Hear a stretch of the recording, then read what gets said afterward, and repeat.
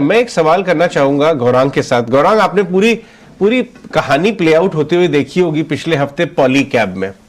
पॉलीकैब जो देश की सबसे बड़ी वायर्स एंड केबल कंपनी और बहुत ही सराहा जाता था, उनमें एक टैक्स का कुछ मामला निकल के आया और उसके बाद दबाव ऐसा कि कई दिनों से किसी एफएनओ स्टॉक में देखा नहीं, 25% टॉप से घटा ही है।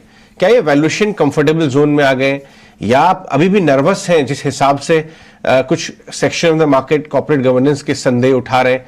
आप कैसे, 18 तारीख को इसके भी रिजल्ट्स हैं बाय द वे, आप कैसे अप्रोच करेंगे?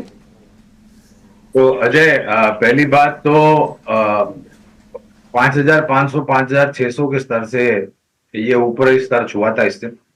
इसका आईपीओ 2019 अप्रैल में आया था, 538 या 540 के आसपास का फ्लोर प्राइस था और एक बहुत ही शानदार कंपनी रही है जहां तक निवेशकों की पूंजी में वृद्धि या फिर लाभ होने की बात है। पहली बात। दूसरी बात, मूल्यांकन आकर्षित होना, अगर कोई स्टॉक ऊपर से नीचे आता है तो उसकी वजह क्या है ये जानना जरूरी है।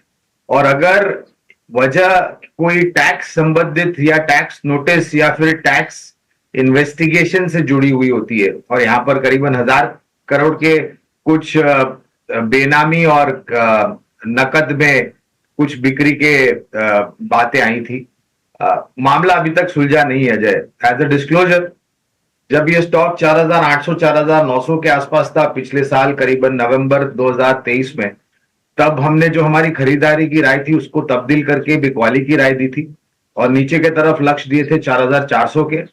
उस स्तर से काफी नीचे, यानी कि 4,000 के नीचे कामकाज कर रहा है और मामला अभी तक सुलझा नहीं है, अभी भी उलझा हुआ है।